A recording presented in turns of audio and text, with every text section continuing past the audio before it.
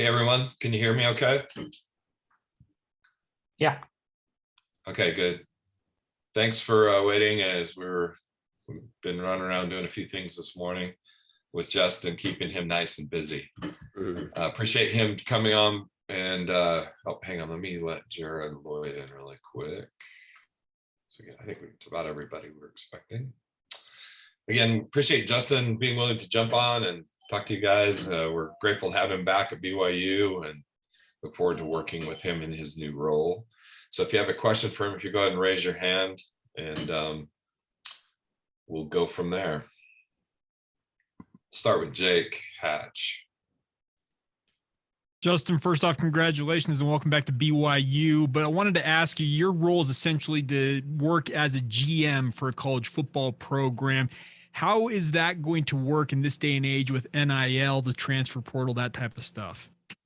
Yeah, I think it's just a matter of balancing your roster, right? Knowing who you have, and if you have a plan of where you're going and what you'd like to accomplish, I think all that stuff kind of ties into place, right? I think that the transfer portal and NIL are here to stay. So it's just a matter of who fits your program and the culture that you're trying to build. And ultimately, culture is really important for most programs. So I think it's where, I don't think it's any different anywhere. And I look forward to kind of doing that here at BYU and kind of jumping in and seeing where we're at. A quick follow-up to that. You've been in this game for 17 years on the back end, working in player personnel, that type of stuff. How different is this era of college football than previous eras in your mind?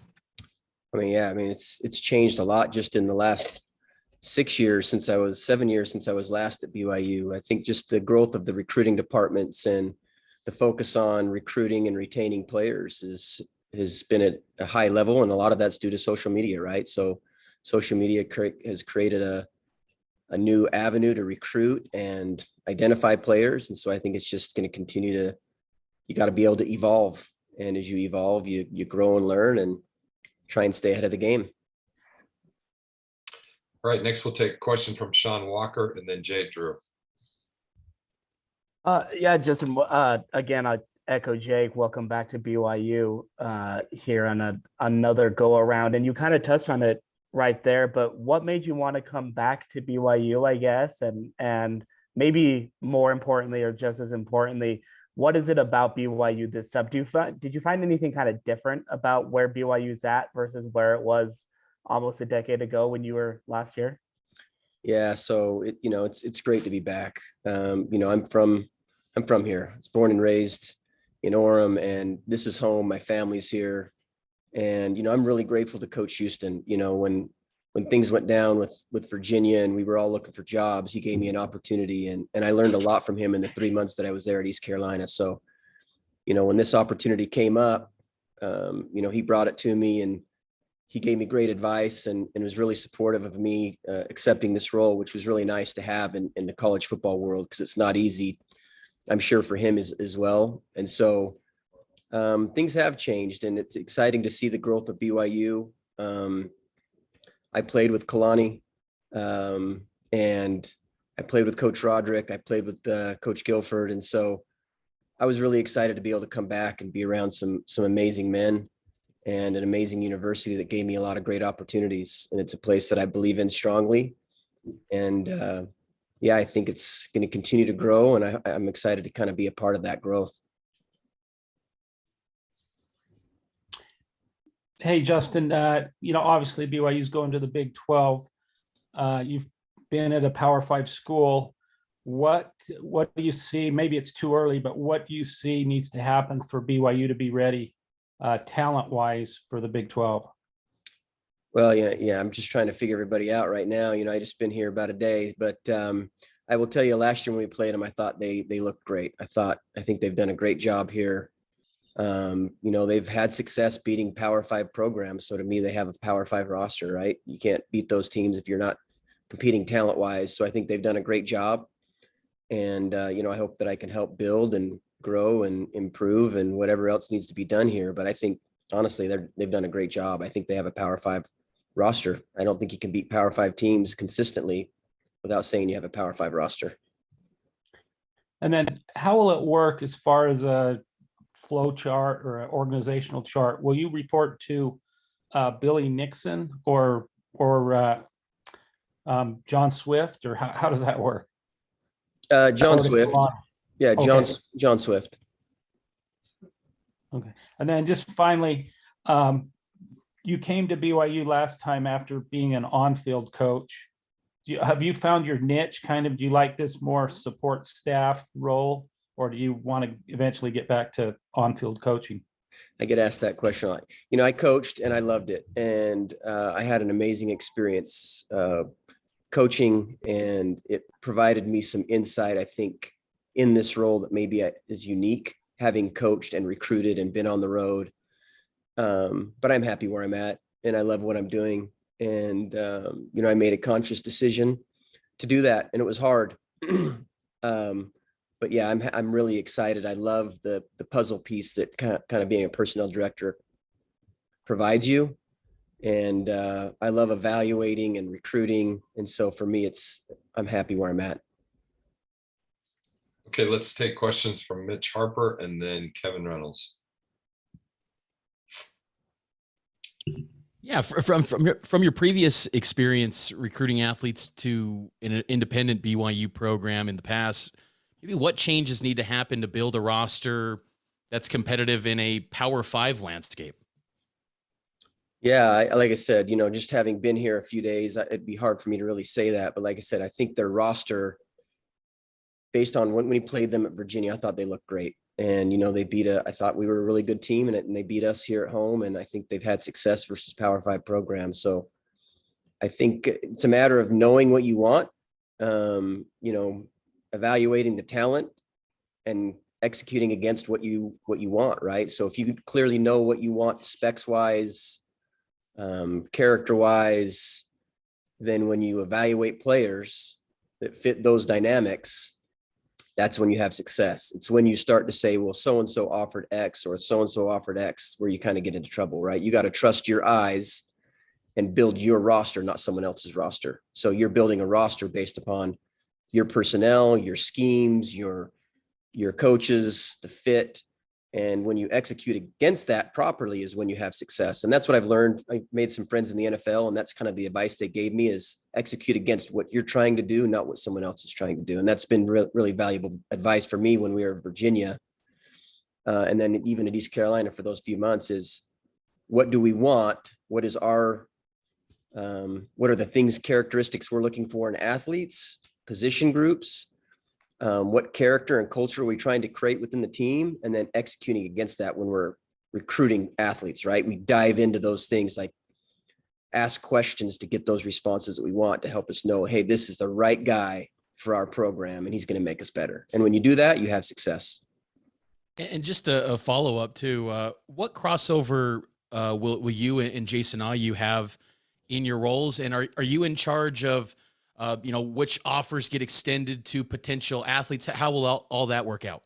It's, like I said, being here just a few days, I think that's something to be discussed and where that all goes. But I look forward to jumping in and helping where I can. And like I said, I think they've done a great job. So I just hope I can provide some insight on some things that I've seen at the Power 5 level, competing against those guys and recruiting on a consistent basis, day in and day out. And I hope that I can provide some insight to that, is my hope, and help us get to where we can win a championship, which I think is everyone's goal, right? Kalani's talked a little bit about, as you guys make the transition to the Big 12, having more of a presence in Texas and Florida and Ohio as you play more consistently in those states. I'm curious, from your perspective, do you share that BYU needs to have a little bit more of a presence in those states recruiting wise, or what are your kind of thoughts on that? I mean, I think wherever the head coach thinks we need to be is where we need to be. And so I think he knows what he wants as a head coach, and to kind of sit back on this side, being away from BYU for years, and watch what he's done with the program. It's really fun. And that excited me about wanting to come back. So I think you recruit where the best players are and where guys that are going to fit. So wherever that is, whatever state that means that we need to be in, I think that's where we need to be. And whoever's going to help us build a roster to win the Big 12, that's where we need to find those guys. So wherever that is, I think that's where we'll be recruiting. And so, yeah, it's Coach Kalani's guidance and direction, and we'll be where I think we need to be to get the best players. And that could be anywhere, honestly. Okay, we'll take a question from Jake and then Jay. Yeah, Justin, name, image, and likeness is in the headlines seemingly daily, especially with the whole situation with the Pitt wide receiver Jordan Addison and all that. You have been an on-field coach. You've been working in off-field stuff as player personnel. How is name, image, and likeness going to affect college football in your mind? As it's just kind of still in its infancy, but it's already essentially taken over the sport. Yeah, I think it's obviously a hot topic, but like most things, I think everyone will figure out how it works best, and how it works best for college football. And I trust the system. I trust that things will work itself out. I think every program's so new. Every program's trying to figure out where do we fit in the NIL world. And I think everyone's going to have a different philosophy on that. I think we have to execute against whatever our philosophy is going to be. And, I'm, like I said, I'm still trying to learn. It's so new and it's happening so quickly, but I do think I think we'll figure it out. I also wanted to ask you, BYU is a unique place. You've worked here, but missionaries, balancing numbers of guys coming in, going on missions, coming home from missions, now transfer portals involved in all that. Is that going to be part of your day-to-day life, is just to look at the spreadsheet essentially and say, okay, we've got X numbers coming in, X numbers going out, et cetera? Absolutely. Yeah. That's, like I said, it's kind of like being a general manager. You got to manage your roster. Like, who do we have coming in? Who do we need to, what groups do we need to fill up? What position groups do we need to recruit? I think that's going to be something you have to constantly stay on and balance, because you don't ever want to fall behind in that regard. So I think that's really important, is managing a roster, right? Looking at all of those aspects: high school, transfer portal, missionaries. And BYU is definitely unique that way when you add in the missionary part, because that's like getting a transfer in some regards, right? A more mature guy coming in, which is exciting. So I look forward to doing that, and something I'll definitely be spending a lot of time with. All right, let's go Sean and then Mitch. Yeah, this is a little bit of an off the ball question, so I apologize, but maybe it has a quick answer because of that. But being a guy who kind of grew up in the area, obviously went to BYU, and now having had this experience the past decade, mostly in Virginia, have you been able to see a little bit differently of what BYU's, I guess, presence or brand or whatever word you want to use there is like away from, this Happy Valley area of the United States? Specifically, like, what's BYU's kind of presence like on the East Coast? And can you kind of use that to maybe, I don't want to say go out and help you find guys, because I guess that ultimately is Jason's job, but helping him in that regard, can you kind of use sort of that presence that you see BYU outside of Utah even to try to help bring guys here? Yeah, I mean, obviously it's, you see how well BYU travels, right? When they go on road games, they travel really well. So I think that they have a great presence really everywhere they go. So I think, anything you can do, brand is important, right? Recruits see brands and they recognize them. And so I think that BYU has a very strong brand, and I think it definitely helps.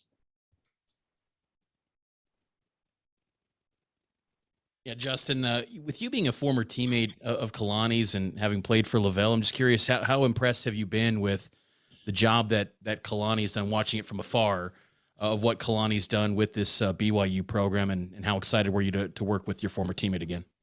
Yeah, I think it's, like I said, it's still really surreal. Like, everything happened really, really quickly.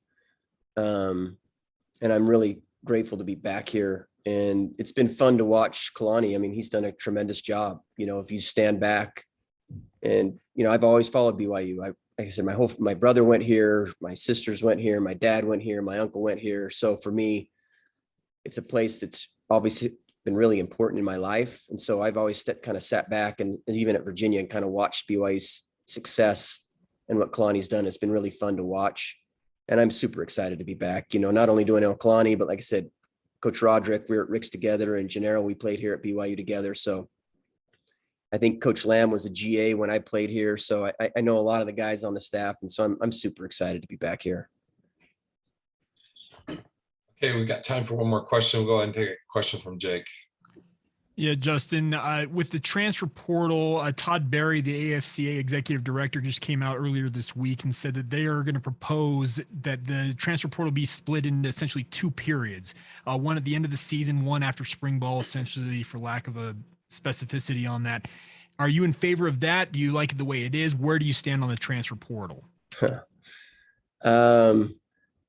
That's a tough question. I don't know where I stand. I think whatever's best for the kids. I think kids in the programs, right? You don't want a program to be hurt, but you also want to give kids opportunities. I mean, I get it. I get the idea, but that's one of the things you talk about kids, right? If you make a good choice up front, you don't have to transfer. And so I think it's kind of going to be a message that I've always had wherever I've been is, you know, I think Coach Kalani's done a good job. I just, in knowing who he is he presented a really clear message, an honest message. And I think kids, you create a really strong culture and you don't have to worry about the transfer portal very much because your guys want to stick around. So honestly, I think what's best for the kids in the sport is what I'm in favor of. And so if they feel like it needs to be split in two, that's great. If they leave it the way it is, I think you just have to work with whatever's in place. And that's kind of what we'll do. Hope that answers your question. That'll do. Thank you. All right, Justin, thanks so much for coming on today and talking to the guys, and also welcome aboard again. Nice to have Thanks. you back. Thanks, guys. Appreciate y'all. Good to be back. Thanks everyone for joining us. Have a great day.